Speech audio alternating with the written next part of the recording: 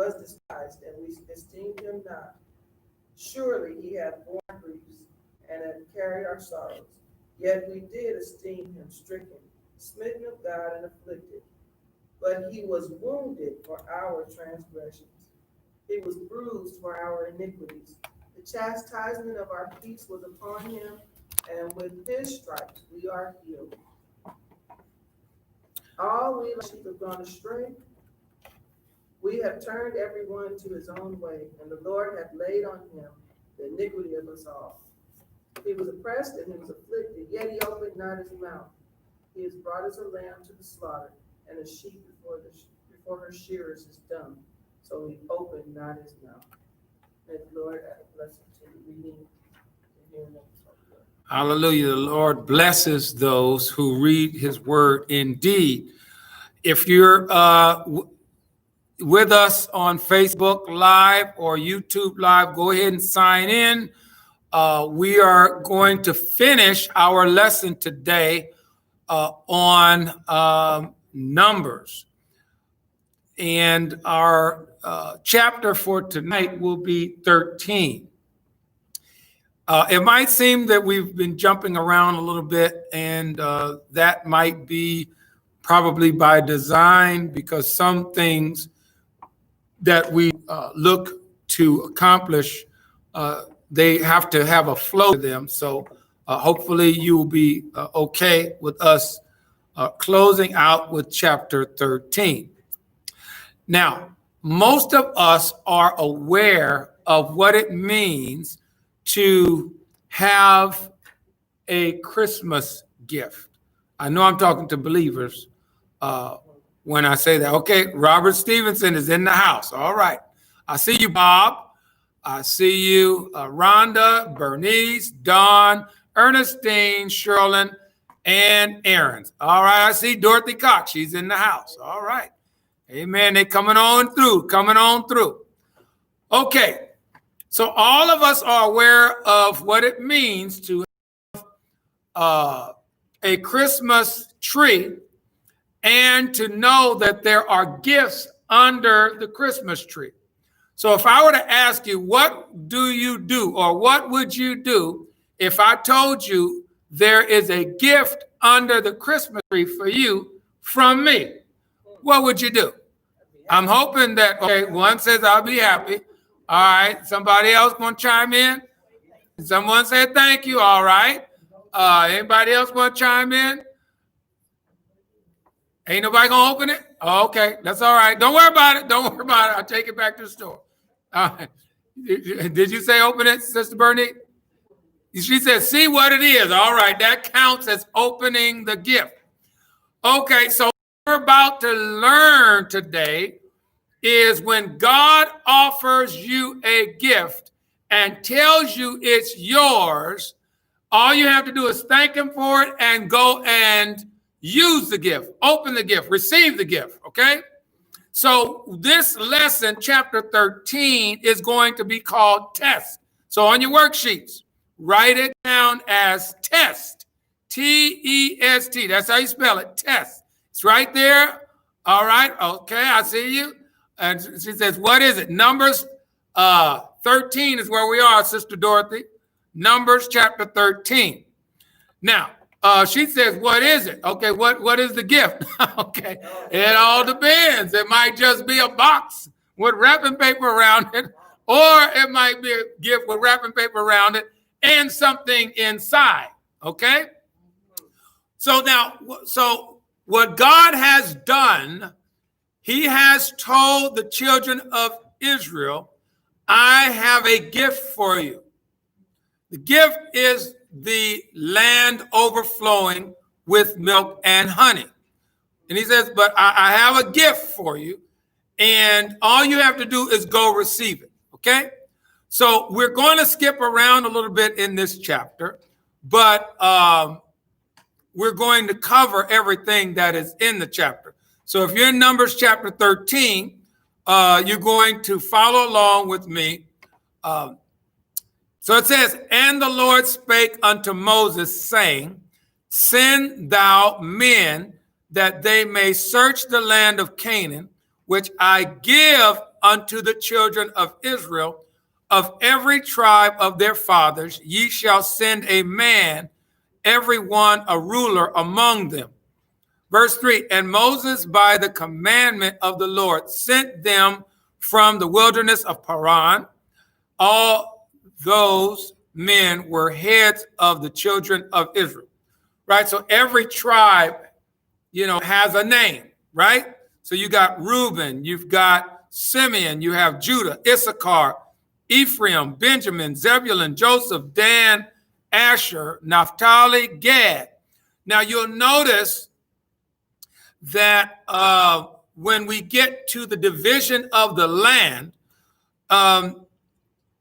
you will see that Ephraim and Manasseh are given something. You don't see the name Joseph, because Ephraim and Manasseh are sons of Joseph.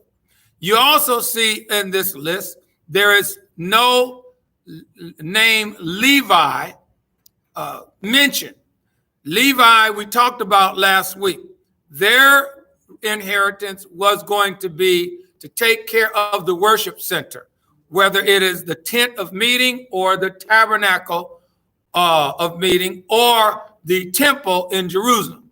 So that was going to be their inheritance. Now they would get some land allotment because these people, the Levites, had family too, right? They would have had wives, they would have had daughters, and they deserve a place to live as well, although the males would have been dedicated for service to the Lord, right? That's where your priesthood is going to come from, the tribe of Levi, okay? So God says, I want you to search the land of Canaan. So he wants you to send them one out of every tribe. Now, so that means there are 12 people going, okay, to spy the land, okay? We're now at chapter 13, verse 16. These are the names of the men which Moses sent to spy out the land. And Moses called Oshea, son of Nun, Joshua, right? Oshea is the same as Joshua. If you look at it, that's okay. And Moses sent them to spy out the land of Canaan and said unto them, get you up this way southward and go up into the mountain and see the land, what it is, and the people that dwelleth therein, whether they be strong or weak, few or many, and that the land, and what the land is that they dwell in, whether it be good or bad, and what cities they be that they dwell in, whether in tents or in strongholds, and what the land is, whether it be fat or lean, whether there be wood therein or not, and be ye of good cheer, and bring of the fruit of the land.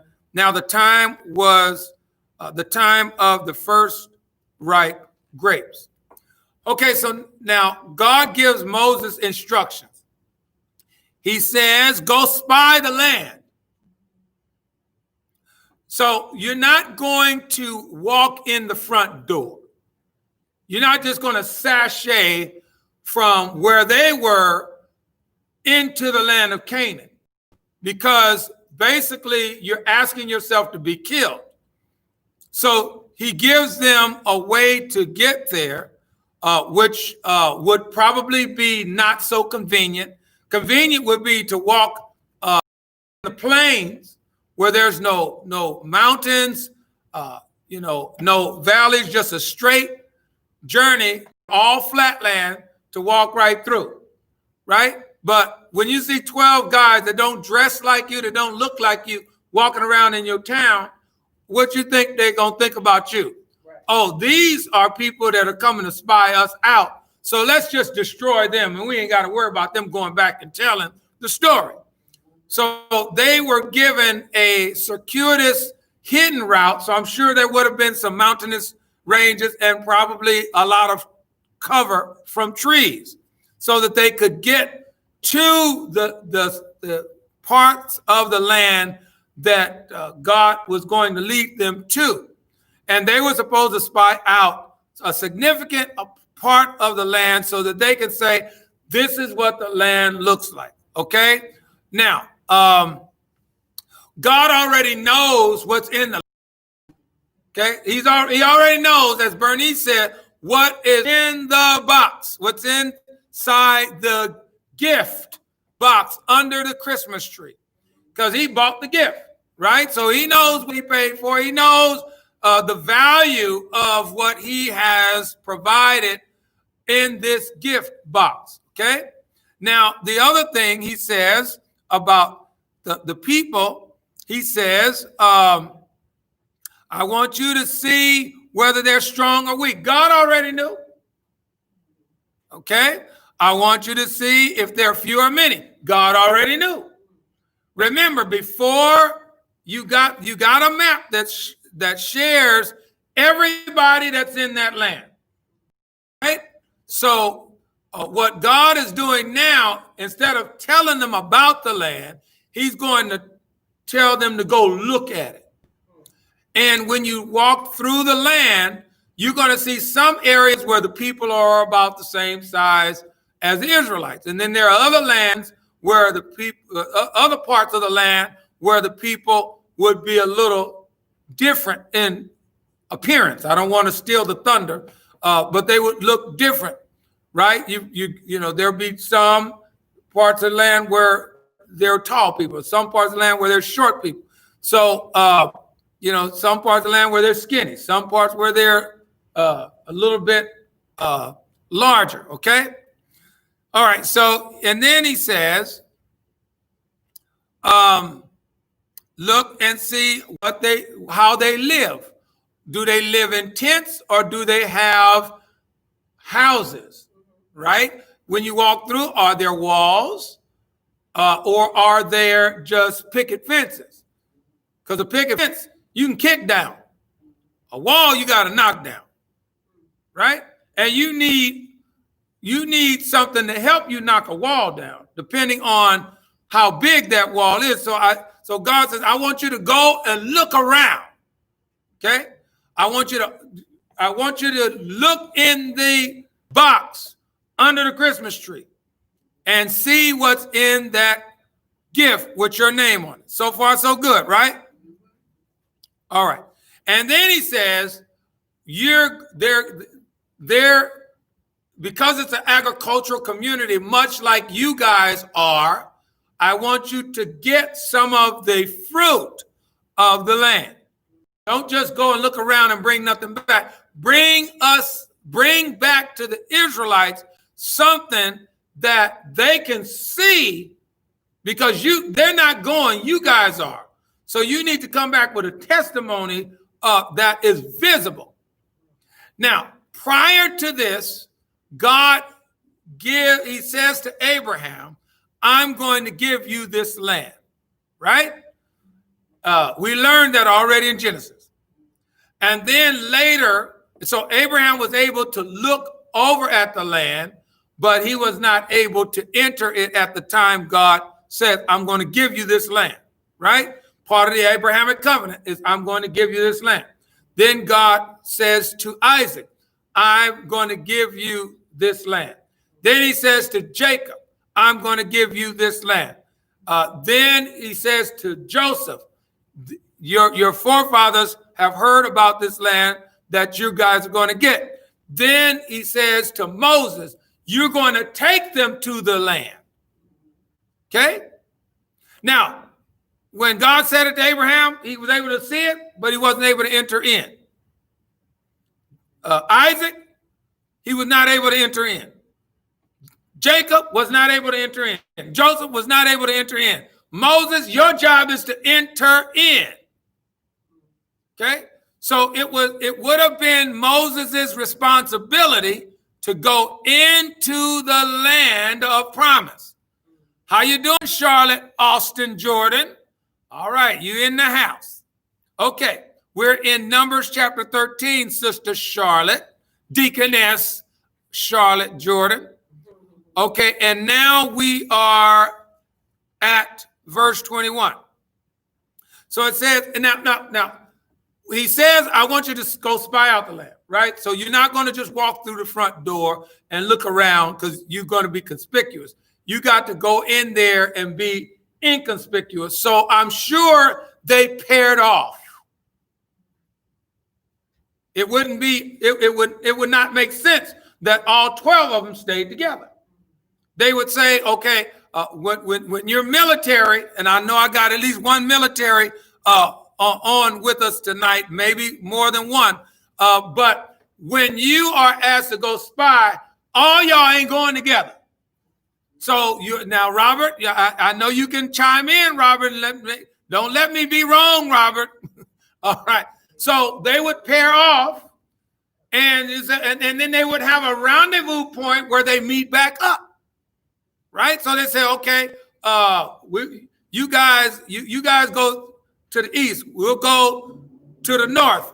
These are going to go to the south. So there would have been, since it's 12 people, there would have been probably pairings of 6 groups of 2 going in different areas, right? Because most people think you're a tourist when you're in 2s, right? When you're in 3s, you start looking a little suspicious.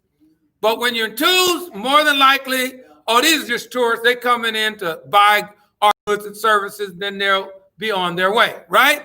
So they go and they look. They're doing reconnaissance.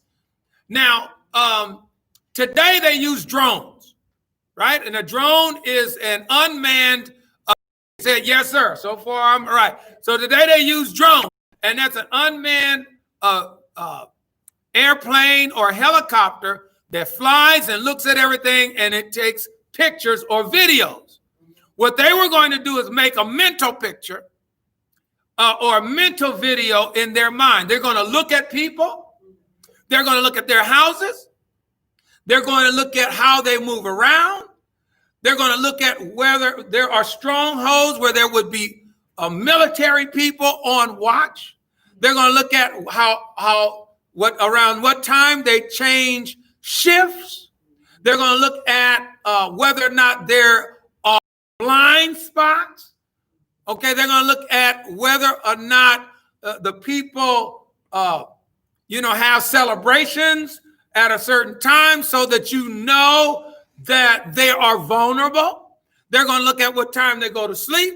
They're going to look at what time they wake up. When you do reconnaissance, come on, Robert, I need you to chime in, Bob.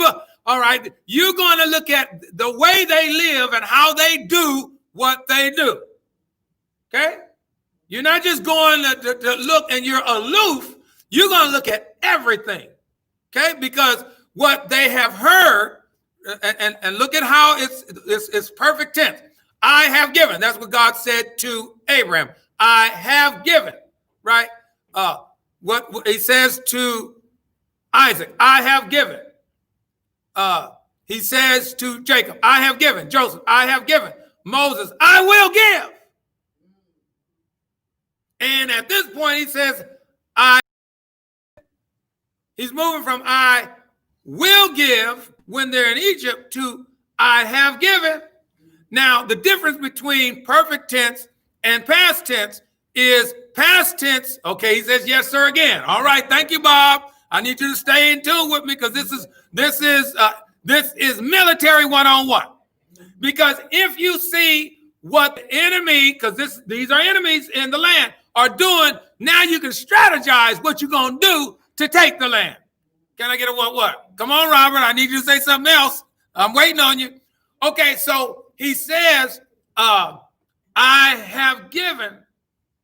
And he says, I will give to Moses when they're in Egypt. Then he says, I have given again, right? So there's a difference between perfect tense and past tense. Past tense is I gave, right? Past tense means it is a completed action. Imperfect says it is something that has been given, but you have yet to receive it.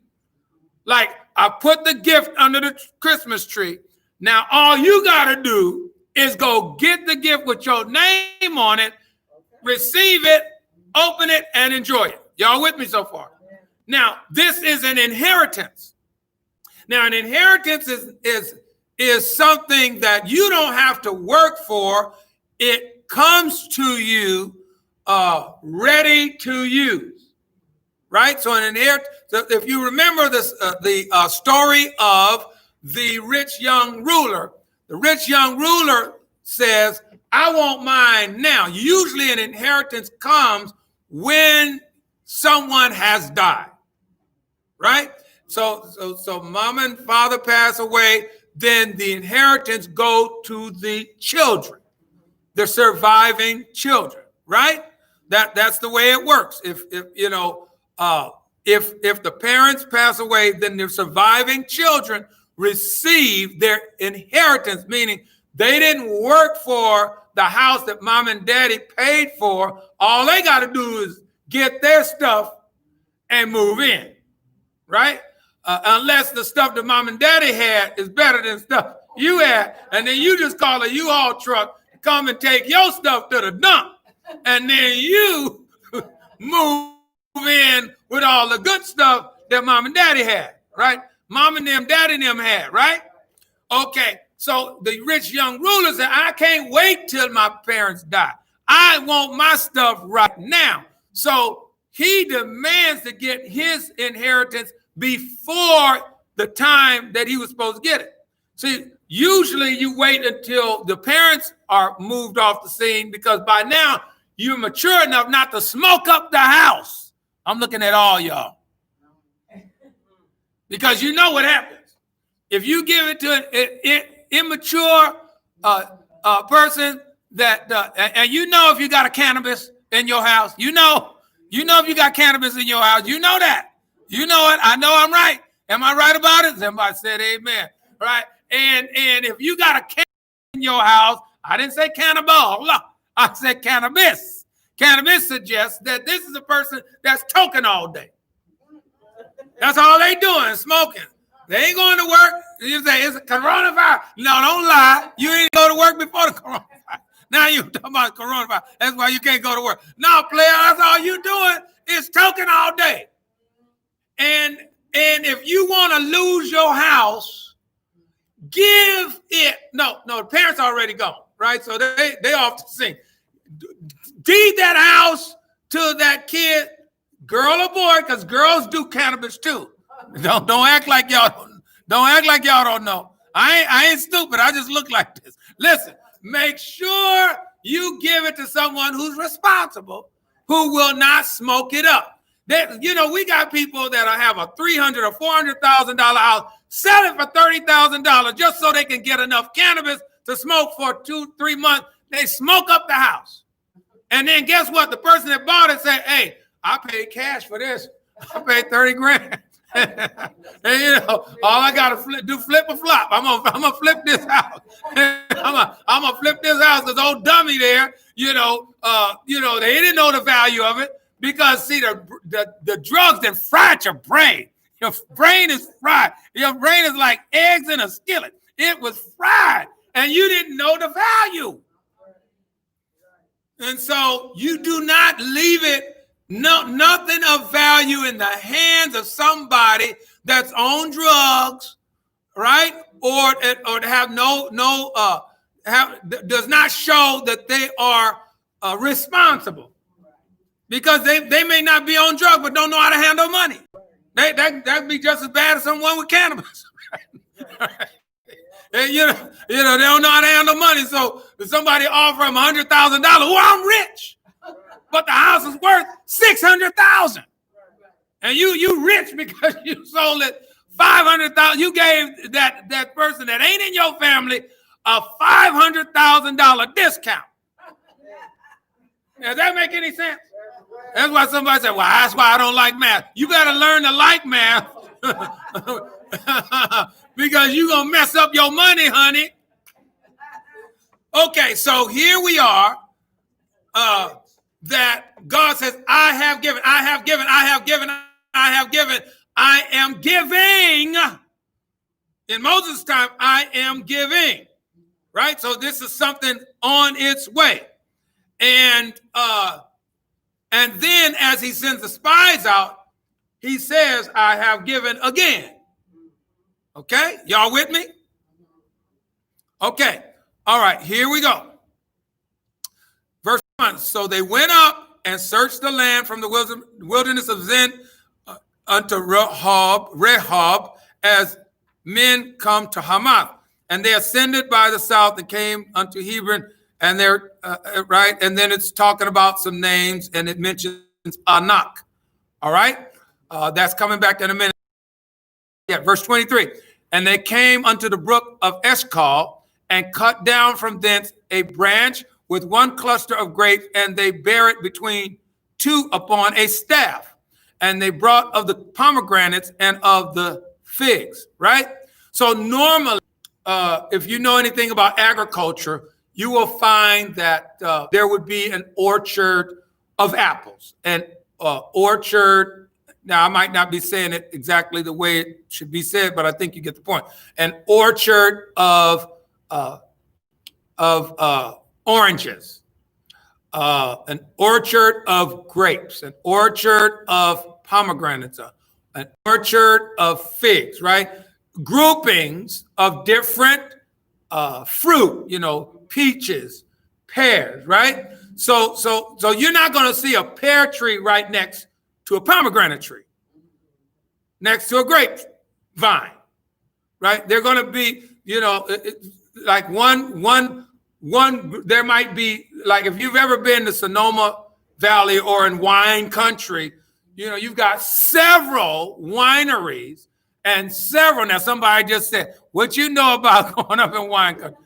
Okay, my daughter went to Seattle Pacific University, and I drove her up the 101 freeway as well as up the 5 freeway to get to Seattle.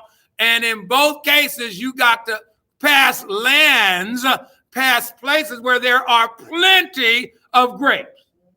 And if you're inquiring like I am, you're going to ask, what's that? What that mean? What that mean? Oh, that's a winery over there. Okay? So don't y'all start tripping. Leave me alone. Stay out of my business. Okay? So they would have found places, on their journey in the land where they would have different things. So they pulled what they thought would be valuable based on what they saw from their spying. So far, so good. Okay? Now, all right. Verse 25. No, I'm sorry, verse 24. And the place was called the brook Eshcol because of the cluster of grapes which the children of Israel cut down from thence. Okay? So they would have reconvened, right? Robert, are you still there? All right, so they would have a rendezvous spot. So they reconvened before they were going to head back to where the Israelites would have been camped. Okay? Verse 25, and they returned from searching of the land after 40 days. Now, y'all should know, you already have your sheet that talks about God and numbers. And I don't mean God and the book of Numbers. I mean God and numbers as in digits, numerals. For instance, 1 is unity, 2 is union, division, witnessing, 3 is Trinity, resurrection, 4, creation, world, 5, God's goodness or grace, 6, the weakness of man, the manifestation of sin, the evils of Satan, 7, completeness or perfection, 8, new birth, new creation, new beginning, 9, fruit of the Spirit, gifts of the Spirit. So you see the number 40. I ain't gonna read that whole list because you guys should have God and numbers. If you don't have it, you need to chime in right here and say, can you please send me that, Reverend? Send me God and numbers, because I go all the way to 666. Lord. Goodness gracious. All right. So number 40 means purification, probation, trial, testing. Right? Okay. So they were there. They were there 40 days. Now, the number 40 focuses on, when you think about 40, how many days and nights did it rain with Noah? 40 days and 40 nights. Does anyone need a copy of this? All right. Yeah. Let me interrupt this station for this station identification break. I'll make a copy of this real quick. And that way, who doesn't have my numbers sheet can get it right now. See, it pays to be in service because you can get it right now. You ain't got to wait for it. All right, coming on back. All right, so we're in verse 25, talks about 40, right? How many days was Jesus in the wilderness? Okay, I see Dorothy Cox said, send it to me, please, and thank you. See, that's how you get something. You say, thank you, quick, and please, quick. You get stuff. All right. If you just say, give me my, okay, you keep on holding it. Hold your breath. I'll send it to you. I'll send it to you. Hold your breath. When you say, give me my paper, okay, you go right ahead, girlfriend. But when you say, please and thank you, it's on its way faster than you can shake a stick. Okay, so Jesus was in the wilderness 40 days, right? We know that it rained 40 days and 40 nights. So when they came back, they were gone 40 days. That's a special number for God. Okay? Verse 26. And they went and came to Moses and to Aaron and to all the congregation of the children of Israel. So this is now like a church business meeting. I need y'all to hear this. If you've ever been in a church business meeting, you need to hear this. Oh, you need to hear this. All right. So the 12 spies, go to Moses, Aaron, and the congregation of children of Israel unto the wilderness, that's where they were, to Kadesh, and brought back word unto them and unto all the congregation, and showed them the fruit of the land. All right. So there is now show and tell. Now, since I'm the only guy in here, I know we all have had show and tell. So I'm sure some of you ladies, I got a guy on the internet right here. He'll probably chime in some. Tell me, and please, Bob, don't give that what you gave earlier today. I ain't even gonna listen to that. Don't even post that. All right. When we were children, we would give show and tell. Right? So for me, I might bring my trombone because I was a slide trombone player. I might bring my bongos because, again, I had those. I might bring my skateboard. I might bring, my football or my basketball because, or my remote control car, right? Because show and tell, you bring it to the classroom and you show it to the class and you give 1 or 2 minute speech of why you like this toy so much, right? So the girls would probably bring something like their Barbie doll with the Barbie horse or the Barbie car, or you might bring your doll head that you comb, right, the hair and put rollers in it, or you put makeup on the doll head, right? You might bring any number of things, ladies, that you could show for show and tell. Okay. So this is now going to be show and tell. All right. And so as we look, let's see, verse 27. And they told them and said, we came unto the land whither thou sentest us, and surely it floweth with milk and honey, and this is the fruit of it. Okay, so they're saying, show and tell. This is what we brought back. Okay, verse 28. Now, you remember that you were supposed to write test on, you're supposed to write chapter 13 test.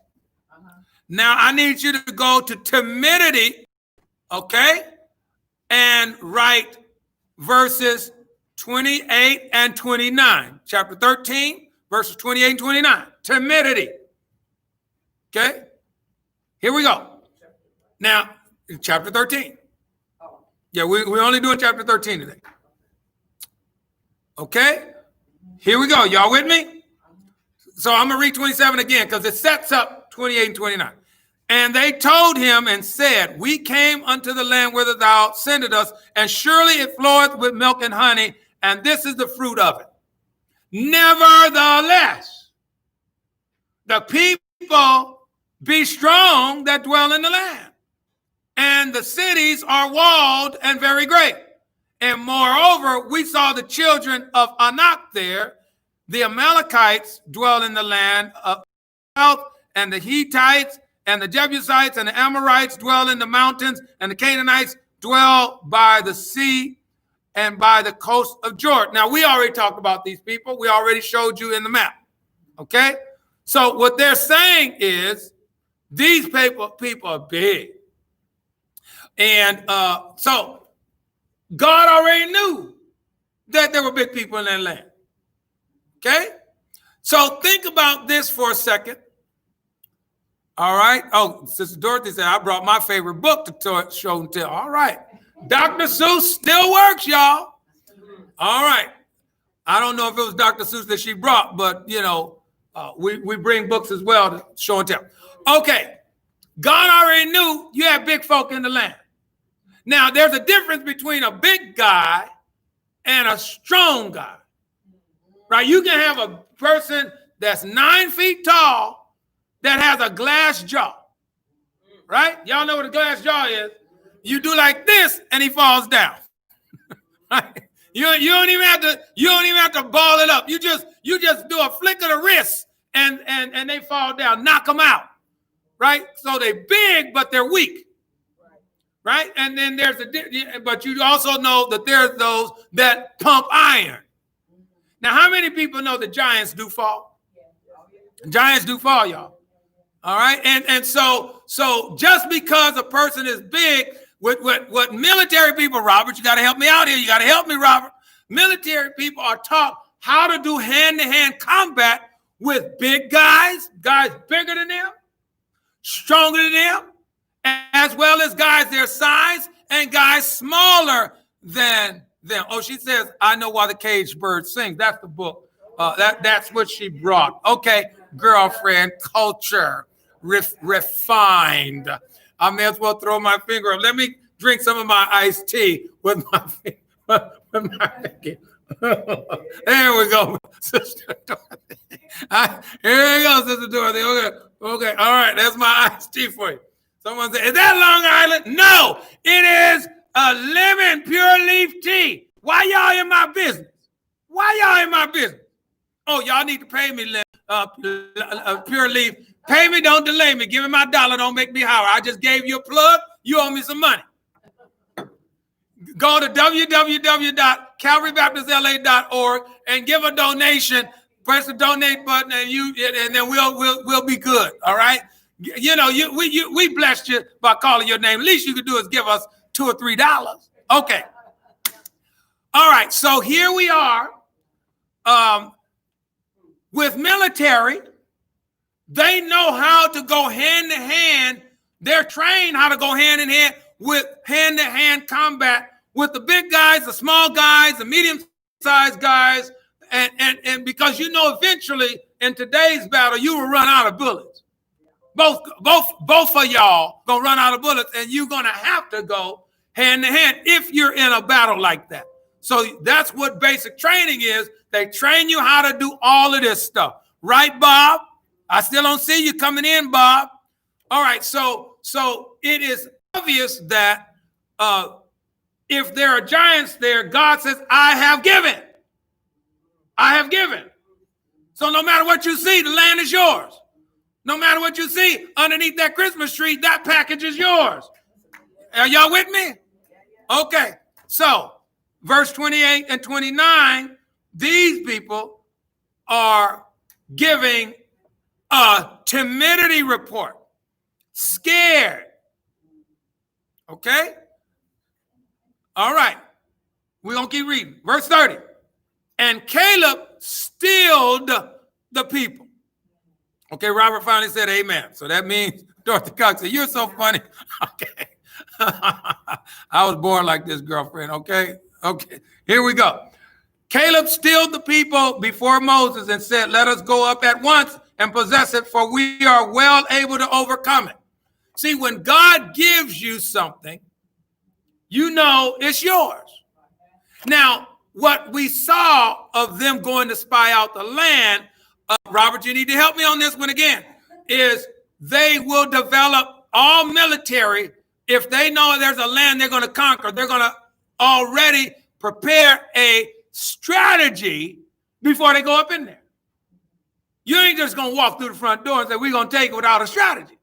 You're going to develop a strategy. So you got a strategy in the area where you got them big behemoths, you know, those megalodons, those T-Rexes, right? You're going to have a plan for them.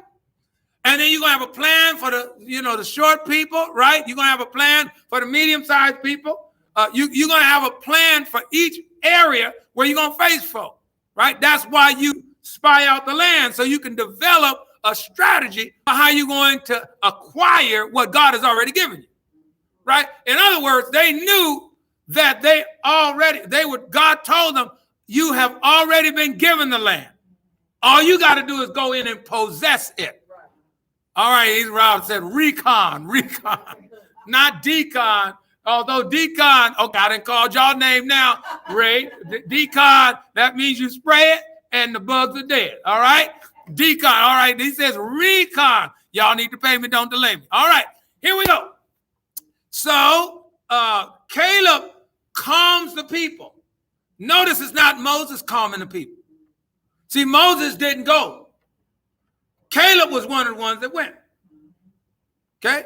And in the church, y'all need to roll with me on this one. You need a bunch of Joshuas and Calebs, right? And so he stilled the people, suggesting that when people are in a church business meeting, and I know I got some people that know what I'm talking about. If you black and you Baptist, you probably know what I'm talking about.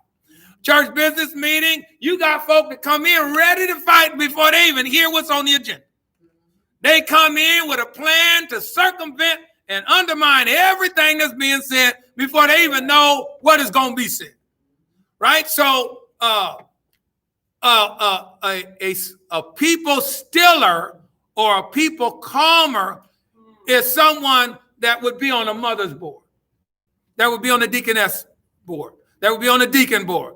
That would be on the usher board. That would be on the trustee board. You need people in every segment of the church, much like there would have been someone in every tribe whose job it is to calm the people, because the people that didn't go, they said, oh, that's a lie. Y'all went and bought that, and then you put you shot some hormones in it, made it big. No, that ain't what happened.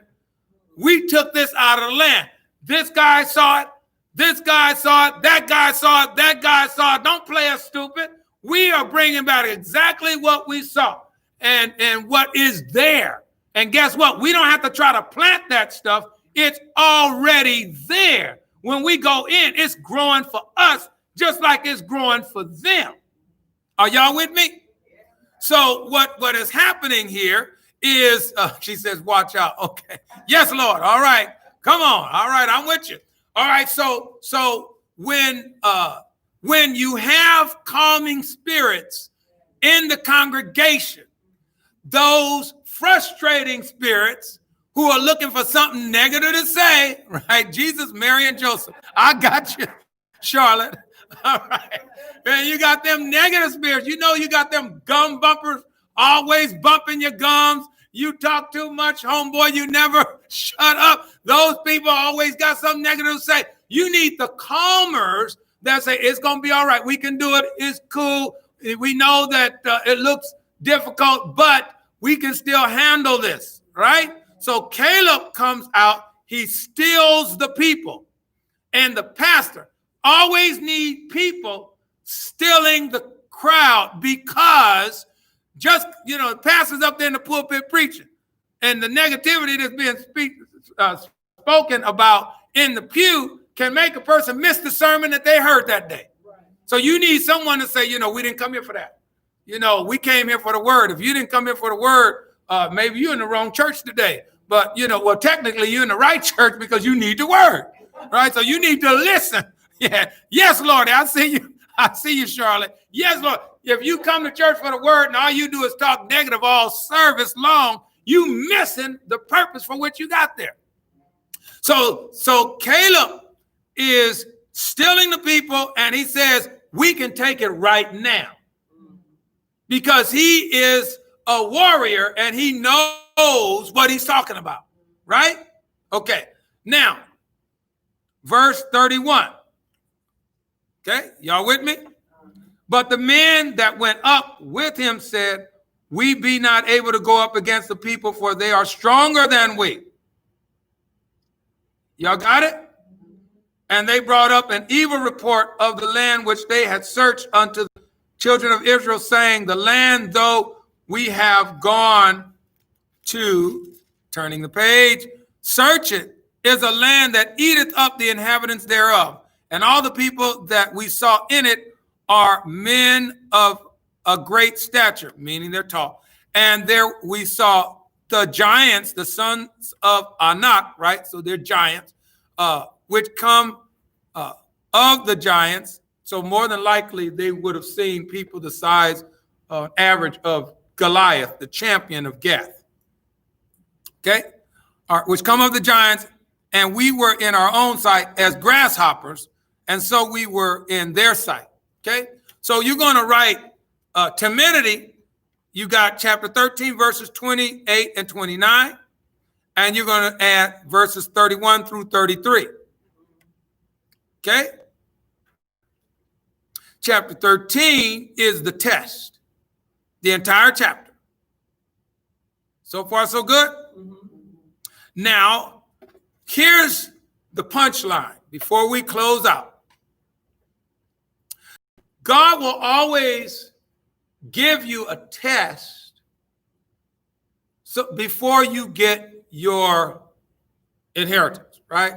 Because he wants to make sure you're mature enough to receive it, that you're going to handle it right. People that God does interesting things to deep in their ministries, more than likely they say, well, I could have been doing this a long time ago if I had known that I had this gift, right? But you might not have been mature enough to handle the gift that God has in store for you. So he might wait long enough for you to get all the stupidity out or the dumbness out or the mess out, so that when you get that gift, you are now able to receive it and bless folk with it. Y'all with me so far? Okay, so now there are others that God blesses with, and they get that thing early, right? And they're blessing people with their ministries early. Then there are others that come late, right? They're like Johnny or Janet come latelys.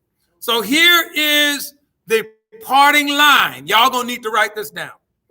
Don't let your test cause timidity that takes away your triumph. Let me say it again. Don't let your test cause timidity that takes away your triumph. Don't let your test cause timidity in you, so much so that it will take away your triumph. God says, I'm going to give you the land. But the test is, you're going to go look around. You're going to see some things. But no matter what you see, don't let it take away triumph. Now Caleb says, let's go get it right now. Let's go get it. Let's go get it. Right? Joshua and Caleb would have been the only positive reports. And you had 10 negative reports, which goes to prove this. Just because you got the majority doesn't mean you right. Come on. See? Y'all ain't listening. Y'all need to listen to the kitchen. Let me talk to the kitchen. Y'all, you see that? Y'all need to look at the kitchen. Just because you got the majority vote, bruh, does not mean that you are right about what you're thinking. You need to be with God. Go with God, you will always win. Don't let your test cause your timidity that will take away your triumph. So we're done with Numbers. We've already talked about the people that rebelled, and then you had Korah, right? And, you got that lesson about 2 or 3 weeks ago. But I wanted to put this on the backside because when we get through with Deuteronomy, they getting ready to go in. So I want the last thing you think about in Numbers is if I get a test that God has already given me a triumph over, I ain't going to get timid. I'm going to go on in and get what God has given to me. Now, I did this earlier today in Bible study. I think this will make sure. Okay, I see you, Mary. When God gives us something, he gives us a strategy, right? All right, so the strategy first is go spy out the land. So imagine that I'm a football quarterback, and I tell you, go long. I'm gonna throw you a bomb. All you need to do is run 40 yards, and by the time you get to the 40 yards, I'm gonna throw the ball before you leave. It's gonna be in the air, so that by the time you get 40 yards downfield, right? So I'm gonna hike. I'm gonna step back. And you're going to juke out the player, whatever, and then you're going to start running, and I'm going to release the ball in the air while you're still running, and it's going to be where you are when you get 40 yards downfield. And it means touchdown, right? Now, if you see 3 or 4 behemoths in front of you and you decide, well, I ain't going to try to go long on that because they're going to knock me out. I'm going to turn and go right. Now, the ball is released, and it's going to be downfield 40 yards, but you cut off your running and turned and went in the wrong direction. And what you will cause is interception or an incomplete. But God has already said, run this play, you get a touchdown. Right? So because you looked at those behemoth defensive backs and got scared, you cut off you turned and went in the wrong direction, and I still threw the ball where I told you to be. Right. So we will let timidity cause us to lose our blessing because we are not where God told us to be. So don't let your test cause timidity that takes away your triumph. If I tell you, I'm going to hand you the ball. All you need to do is run up the middle. That's all I'm going to do. I'm going to say hike, and then the blockers are going to open up a hole for you. You run down the middle. Well, now you're going to decide I'm going to be Barry Sanders, and I'm going to bounce around, and I'm going to go around the outside. Well, you're running right where the offensive line is pushing the defenders, and it's going to be for a loss. Every time we lose, it ain't because of what God did, because I'm going to make you the head, not the tail. I'm going to make you the lender, not the borrower. I'm going to put you above, not beneath, right? So if we are, Robert said, which way do I run? I said straight ahead, Robert, straight ahead. And you decide you're going to jitterbug in the back. No, you get the ball, put your head down and go straight. The hole is going to open up for about 3 seconds, and it's going to close back up. If you hit the hole at the right time without any timidity in your spirit, you will get a gain, not a loss. Every time we lose, it is because we didn't do what God told us to do.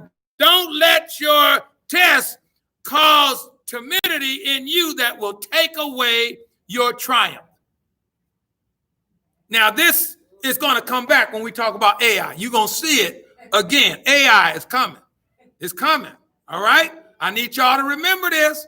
Don't let your I'm going to ask you, what was the last thing we said in Numbers? And y'all going to have to remember this. That's why I keep pushing it in your brain. All right. So we're going to close out. We thank God for each and every one of you that's here. We're over just a little bit. But I wanted to make sure you got the fullness of this chapter 13, which is why I believe God gave it to us last. I didn't skip over it. I knew it was there, but it's the last thing we talk about. And you do know that the census before they left and the census after suggests and reminds us that those that left Egypt had to die off before the children of Israel can get into the promised land. Because they kept saying, you brought us out here to die in the wilderness. So God, let that be their lot. Since you keep telling me that's what I did, that's what I'm going to do. Let you die in the wilderness. So 40 years, I'm going to purify the people so that those that go into the land overflowing with milk and honey will be pure. I'm going to purify you guys.